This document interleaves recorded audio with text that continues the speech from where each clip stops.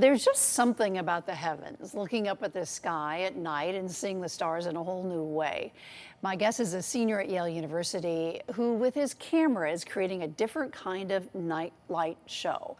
My guest is photographer Daniel Havlat. Welcome, Daniel. Thank you. I saw your work. I had to have you in because I have to know all about it.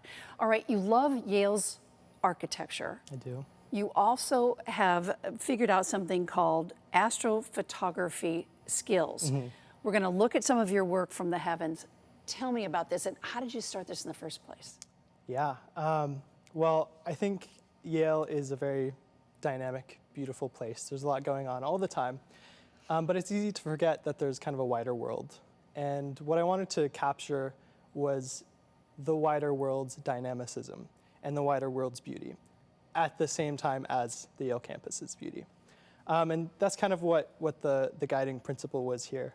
What camera are you using to capture this? Yeah, so this is a Sony a7 III. It's a really well-renowned camera, especially for astrophotography, actually. And I slap it on a tripod. I sit out in the middle of the night on nice, clear, moonless nights.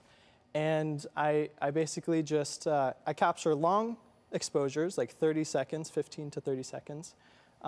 And afterwards, I stack all of the pictures I took over the course of an hour onto one image. Which is why you're seeing kind of movement. Exactly, in the stars. exactly, yeah.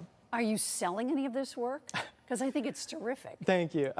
I would definitely be open to selling my work. I don't have anything set up right now, but I would definitely be happy to fill that desire, that demand. We'll put your website up. Don't worry about it. Yeah, all right. thank you. Tell me about this picture. Oh, yeah. So this was from the 4th of July a couple of years ago. This was pretty unprompted. Usually I'm given sort of a task to do for my photography job at Yale. But this time I'd kind of just wanted to capture Yale and the 4th of July celebrations at the same time.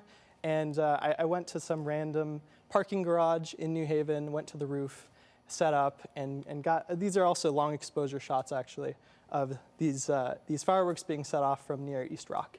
Is that actually something that lots of folks do, astrophotography? Because I had never heard that term before. It is definitely a niche portion of photography.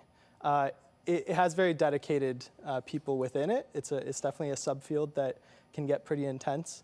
But yeah, it's maybe not as well known as sort of portraiture or wedding photography and stuff like that.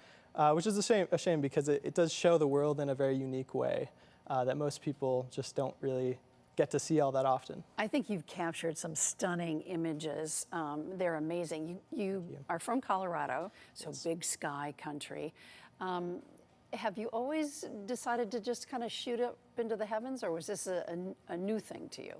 That's a great question. I mean, I was, as a child, enamored with astronomy. I actually came into Yale thinking I was going to be doing astrophysics.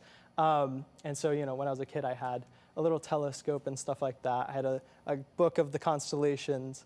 But it really wasn't until I really learned how to use a camera that I started sort of exploring that aspect of the world. It takes quite a bit of sort of research and learning to understand these techniques.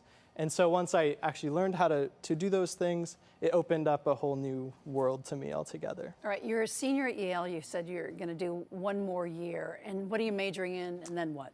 Yeah, so I study Earth and planetary science. I am a geologist or a geochemist. And I'm going to be around for another year after I graduate, just continuing with my research. And then we'll see. I mean, I might go to grad school. I might try to make photography a full-time career. It's hard to say. Well, you've got a great start, Daniel. Thank you. I appreciate it. Thanks so much for coming on. I love your photographs. Thank you. All right. And to learn more about Daniel Havlat, go to WTNH.com or the News 8 app.